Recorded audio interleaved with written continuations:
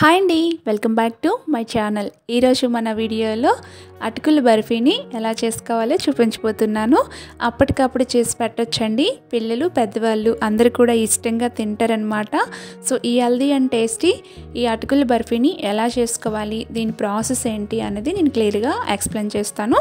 So మీరు వీడియోని skip చేయకుండా ఎండ్ వరకు చూసేయండి. దీనికోసం ముందుగా అయితే ఒక కడాయిని పెట్టుకొని ఇందులోకి 1 కప్పు వరకు అటుకులు తీసుకోండి. ఈ అటుకులు స్టవ్ని లో ఫ్లేమ్లో పెట్టుకొని దోరగా వేయించుకోవాలి. ఈ విధంగా అటుకులు కొంచెం వేగిన తర్వాత ఇందులోకి 2-3 టేబుల్ స్పూన్ వరకు బాదం పిక్కల్ని వేస్తున్నానండి నేను. సో మీ ఇష్టం అండి, మీరు ఏ డ్రై ఫ్రూట్స్ అయినా తీసుకోవచ్చు. అలాగే 2-3 టేబుల్ స్పూన్ల వరకు జీడిపప్పు పలుకులు ఇంకా బాదం పిక్కల్ని యాడ్ చేశాను. సో ఇవి కొంచెం బాగా ఫ్రై చేసుకోవాలి కదా.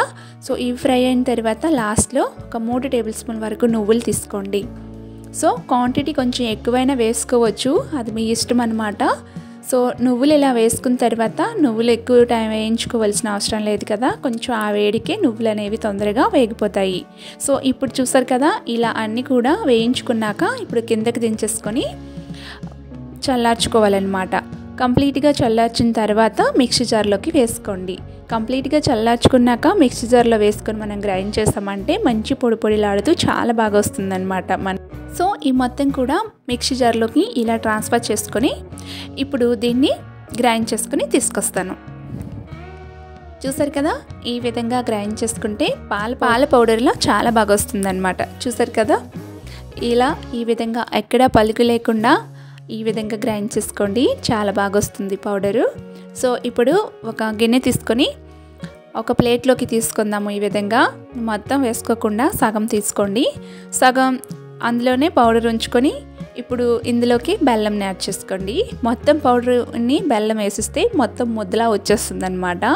సో అంత బాగోదని చెప్పేసి నేను సగం పౌడర్ని ప్లేట్లో వేసుకొని సగం మిక్సీ జార్లో ఉంచుకొని ఇలా బెల్లంని యాడ్ చేస్తాను. సో ఈ బెల్లం అనేది ఒక 1/2 కప్ తీసుకోండి, ఎగ్జాక్ట్గా సరిపోతుంది స్వీట్కి. అలాగే ఇలాచీ పౌడర్ కనుక ఉంటే ఇలాచీ పౌడర్నైనా, లేదంటే ఇలాచీలు ఒక 4-5 వేసుకొని మెత్తగా గ్రైండ్ చేసుకోవాలి. ఫస్ట్ ఎలా మనం గ్రైండ్ చేసుకున్నామో అదే విధంగా గ్రైండ్ చేసుకోవాలి. ఇలా గ్రైండ్ చేసుకున్న తర్వాత ఇప్పుడు ఫస్ట్ వేసుకునే పౌడరు ఇంకా మిక్సీ జార్లో బెల్లం వేసుకొని గ్రైండ్ చేసుకునే పౌడరు, ఈ రెండు కూడా చక్కగా మిక్స్ చేసుకోండి.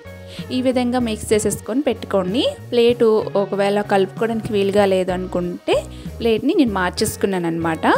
సో ఇలా అనుకొని మొత్తం 2 పౌడర్లు కూడా చక్కగా మిక్స్ అయ్యేటట్టుగా చేతితో కొంచెం రఫ్ చేసుకుంటూ ఈ పౌడర్లు రెండింటిని కూడా మిక్స్ చేసేసుకోండి. ఈ విధంగా చేసిన తర్వాత ఇక్కడ బాగా గుర్తుపెట్టుకోండి, కాచి చల్లార్చుకున్న పాలను తీసుకోండి. పాలు అనేవి మరీ ఎక్కువగా వేసుకోవద్దు. ఎక్కువగా వేసుకున్నారనుకోండి బెల్లంలో ఉండే తేమ ఇంక ఇవి అయిపోయి మనకి బర్ఫీ అనేది లూజ్ వచ్చేస్తుంది అనమాట. మనం పాలు అనేవి 1 టేబుల్ స్పూన్ వేసుకోండి సరిపోతుంది. సో ఇంకా చాలకపోతే వేయచ్చు. సో ఎక్కువ పాలైతే ఒకేసారి వేసేయవద్దు. సో ఇలా చేసుకున్నాక ఇప్పుడు మనం చపాతీ ముద్దలాగా అంతా కూడా కలిపి పెట్టుకోవాలి. ఈ విధంగా చూసారా, ఈ విధంగా కలిపి పెట్టుకొని ఒక 1/2 అవర్ పాటు మనం రెస్ట్ ఇద్దాము. ఈలోగా మనం ఎందులో అయితే బర్ఫీ చేయాలనుకుంటున్నామో అందులోకి కొంచెం నెయ్యిని గ్రేట్ చేసేసుకోండి. నేను ఇలాంటి చిన్న బౌల్ని తీసుకున్నాను, ఇలా ఈ షేప్లో ఉండే బౌల్ని తీసుకున్నాను. దీని చుట్టూ కూడా నెయ్యితో గ్రేట్ చేసేసుకోండి. సో ఇలాంటిది పెద్ద బాక్స్ ఉంటే తీసుకుంటే బెస్ట్. సో చిన్నదే నేను తీసుకున్నాను.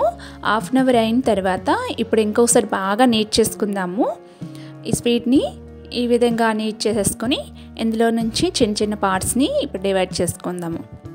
ఇలా డివైడ్ చేసుకుని ఇప్పుడు నేను ముందుగా నెయ్యితో గ్రీట్ చేసి పెట్టుకున్న ఈ బౌల్లోకి ఈ విధంగా మొత్తం కూడా పెట్టుకోవాలన్నమాట. సో ఈ విధంగా బర్ఫీలా ఇలా చేసుకుని ఇప్పుడు ఒక ప్లేట్లోకి డిమౌట్ చేసుకుంటే చాలా చక్కగా వస్తుందన్నమాట. చాలా బాగా వస్తుంది బర్ఫీ, టేస్ట్ కూడా చాలా బాగుంటుందన్నమాట. ఇప్పుడు డిమౌట్ చేసి చూపిస్తాను.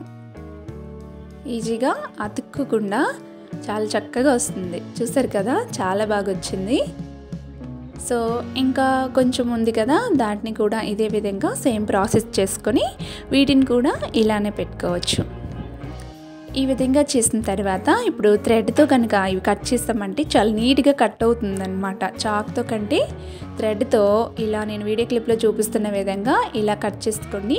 చాలా చక్కగా అన్నీ కూడా బాగా కట్ అవుతాయి.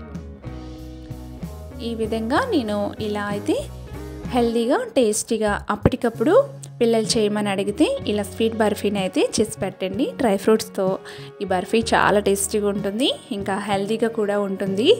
సో మీరు కూడా తప్పకుండా ట్రై చేశాక చాలా బాగుందని కామెంట్ చేస్తారు. సో పిల్లలైతే చాలా ఇష్టంగా తింటారనమాట. హెల్తీ అండ్ టేస్టీ ఈ అటుకుల బర్ఫీని ఎలా చేసుకోవాలో ఇప్పుడు చూస్తారు కదా. సో ట్రై చేసి మీ ఫీడ్బ్యాక్ని నాతో షేర్ చేసుకోవడం మర్చిపోవద్దు.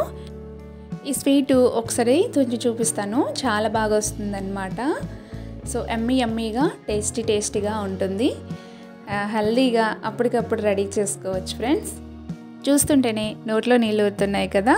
సో చాలా బాగుందన్నమాట. దీనిపైన నేను కొంచెం సీడ్స్ని ఇలా పెట్టి డెకరేట్ చేసుకున్నాను. మీకు నచ్చిన ఏ డ్రై ఫ్రూట్స్తో అయినా సరే మీరు డెకరేట్ చేసుకోవచ్చు. సో ఫ్రెండ్స్, వీడియో నచ్చినట్లయితే లైక్ చేసి షేర్ చేసి సబ్స్క్రైబ్ చేసుకోండి. అలాగే పక్కనే ఉన్న గంట సింబల్ని కూడా క్లిక్ చేసుకోండి. Thank you.